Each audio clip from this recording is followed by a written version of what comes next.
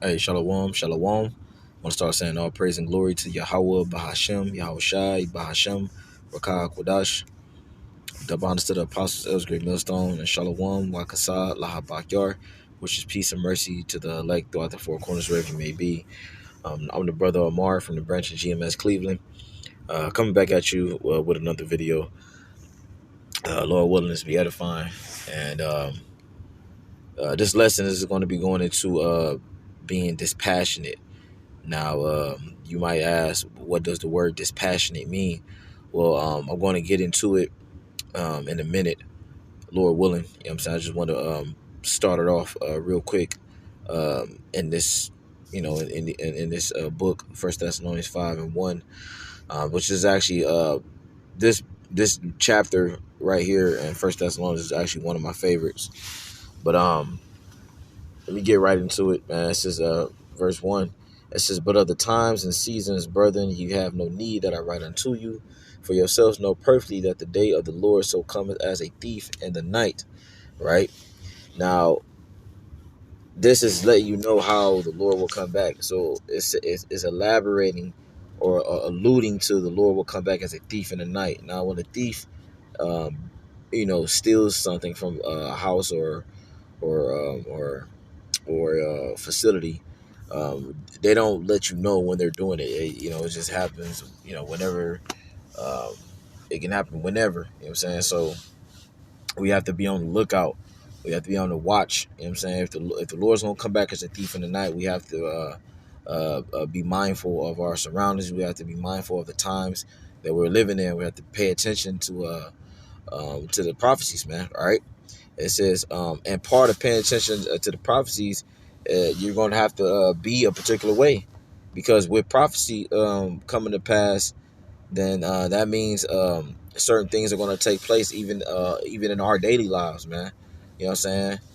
You know what I'm saying? The scriptures talk about certain things that will happen, to the believers. You know what I'm saying? Persecution of the church.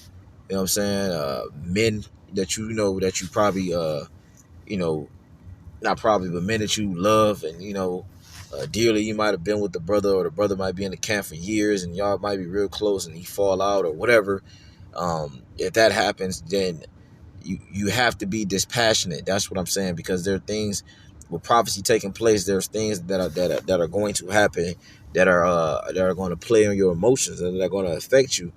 But we have to be dispassionate. We have to be in a particular mind frame that we're not being swayed and rocked to and fro.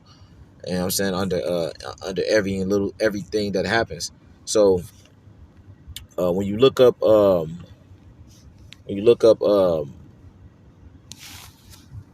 um, dispassionate, right?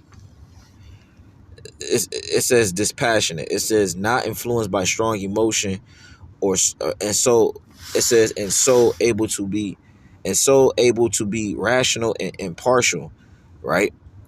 So you're not influenced by strong emotion. Like, you don't show forth strong emotion on things that an average person will show strong emotion about. You're very cool, calm, collective. You know what I'm saying? And you're very rational about your thinking. All right. And this takes time to develop over time. So when you look further, it says, what is a dispassionate person? Someone who is dispassionate is calm and reasonable and not affected by emotions, man. So we have to remain dispassionate.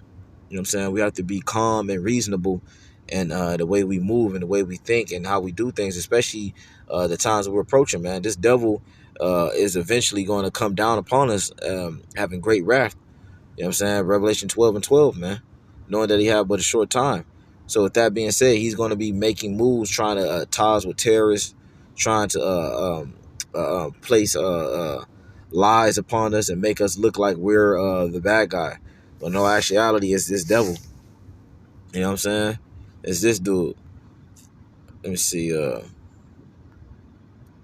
gonna get that too. Matter of fact, let me get back to this real quick, and I'm gonna get more into that. First Thessalonians 5:1. It's like, yeah, First Thessalonians 5:3. It says, for when they shall say peace and safety, then sudden destruction come up upon them as travail upon a woman with child, and they shall not escape. Right? These ain't nobody escaping the times that we're approaching, man. Unless you got Yahweh Shemel Shah with you. You know what I'm saying? These people think um, that the things that we're saying are won't happen. Look, man, everything that we're saying through the Spirit and power of the Lord will happen, man. All right, because it's His word, not ours. Let me jump down. Let me just read through it. Verse 4, it says, "But ye, brethren, are not in darkness, that day should overtake you as a thief." Right? We're being in darkness, meaning you can't see around you. You don't know what's going on, man. You're unawares of your surroundings, man. And spiritually, you can liken that to our people just not knowing who they are, not knowing who their power is, not knowing their enemy, not knowing where they're at is in enemy territory. That's them being in darkness, man. Them being in that confusion, that confused state, right? And that's why the Lord called us the children of light, because we have what Him, Yahweh Shemel Shah, Him and His Son, which are likened unto light, and we have what we have His wisdom that He imparted unto us, man. So that's why He called us the children of the light, man.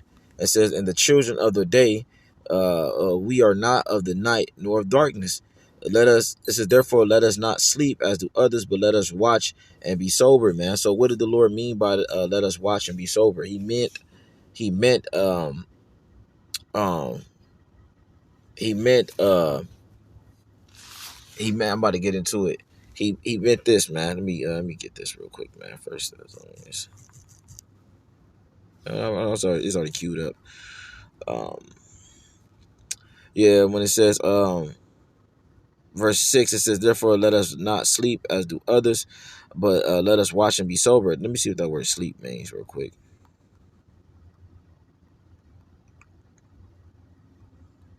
To yield to sloth and sin. Yes, to be dead. It says to be dead. Metaphor to yield to sloth and sin, right? Because the scriptures talk about he that wandereth out of understanding shall remain in the congregation of the dead. And then the Lord likened us to the dry bones, which a dry bone is a dead bone, because bones need moisture and bone marrow and things of that nature. All right, to live and to be alive, so to speak. But you don't want to sleep, meaning you don't want to be in that dead state. You don't want to be in that sinful, slothful state. So that's spiritual. Um, so now when it says let us watch and be sober, let's see what this word sober says. It says G3525, not napo or napo, right? So when it says be sober, right? Be discreet, be sober, watch.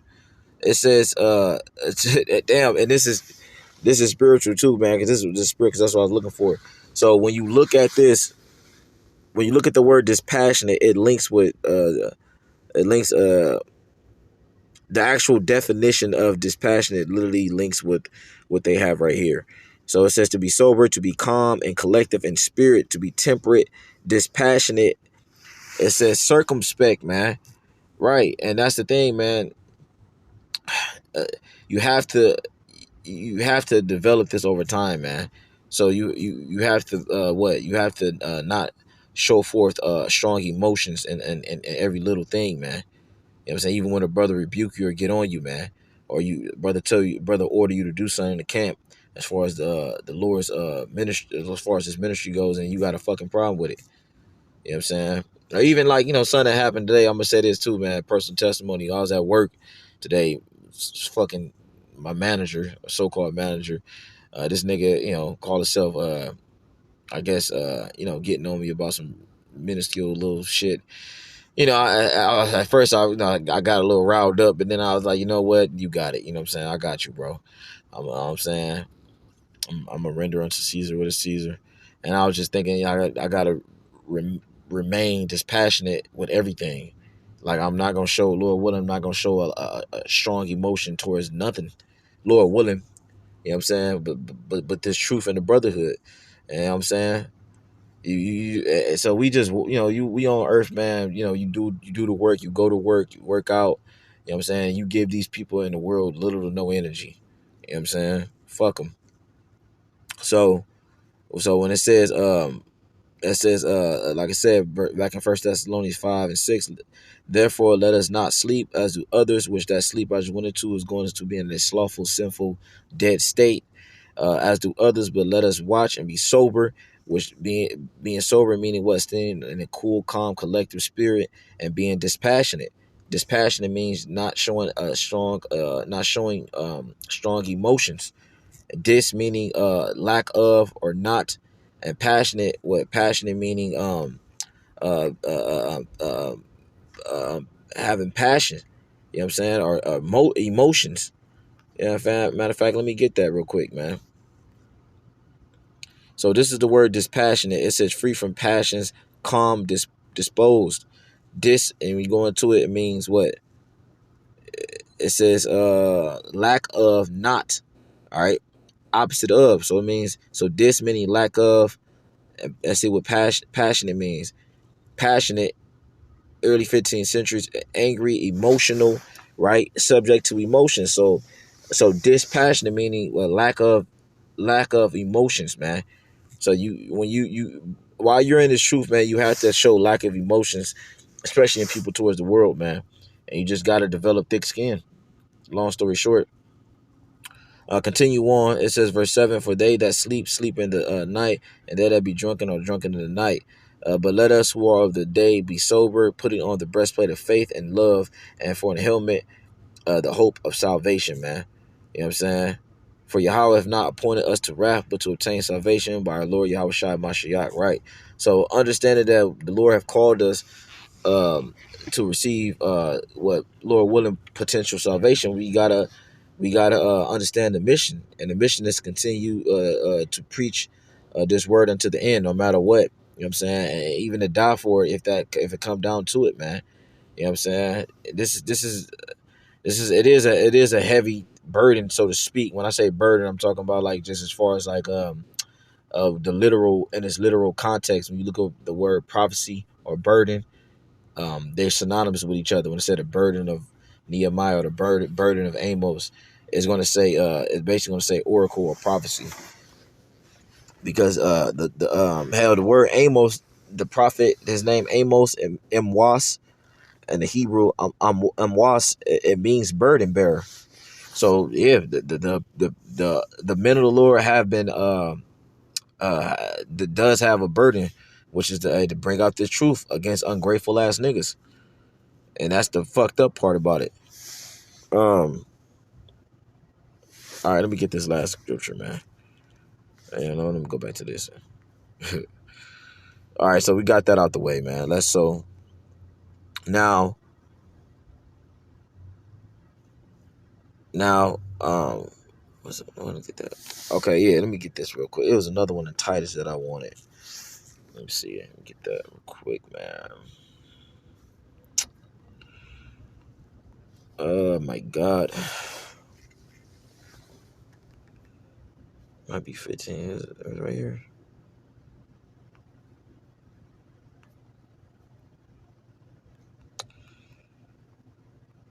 Yeah. Yep. Titus 2 and 6. Young men likewise exhort to be sober minded, right? In all things showing thyself a pattern of good works and doctrine, showing uncorruptness, gravity, sincerity, sound speech that cannot be condemned, that he that is of the contrary part may be ashamed, having no evil thing to say of you. You know what I'm saying? So yeah, we want to make sure we're exhorting brothers to be sober minded, which is what, like I said, being dispassionate. You know what I'm saying? And like, you want to make sure you're helping brothers develop that trait. You know what I'm saying? Of basically not giving a damn, because ultimately it was the will of the Lord anyway. Any and everything that happens to us, man, whether good or bad, you have to understand that that's the will of the Lord. How do we know it's the will of the Lord? Because it happened. You know what I'm saying? If the Lord didn't want, if the Lord don't want something to happen, it ain't gonna happen. If he did, guess what? That's the will of the Lord. Either way it goes, man. Um, um, So yeah, this word sober minded. This is a different word. All right, but let him say it. Strong's G 4993, sophroneo, So franeo. So when he said, young man, exhort brothers to be sober minded, obviously, you know what I'm saying, you can link that with being dispassionate, but ultimately it goes into what? Being in right mind. All right. It says to be of sound mind, to be in one's right mind, to exercise self control, to put a moderate estimate upon oneself, think of oneself soberly, to curb one's passions, man. Right. So you have to take all of that into consideration, man. You have to curb your passions. With some things you do, um, even if it's lawful, man. Shit, a lot of us have activities outside of the truth. You know what I'm saying? Like I told you before, I myself, I participate in combat sports. And, sometimes I got to, you know, because that's a very demanding sport, spiritually, physically, and mentally, I got to, chime it down a little bit. But, like I said, or it might be dealing with too many women or whatever, playing video games or whatever, making rap songs or, listening to making beats or whatever. It can be literally anything, bro. We have to be self um we have to control ourselves, man, and make sure we're not doing anything that compromising our time with Yahweh Shemel Shai and growing. um so yeah, we're encouraging we have to encourage one another to be in our right mind. That's what that is talking about, man, and showing forth that pattern of good works. Let me get these last precepts, man, and then close it out. I think I already put the word sober. Let's see,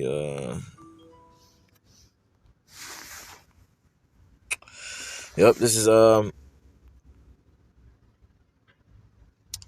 First Peter 4:7.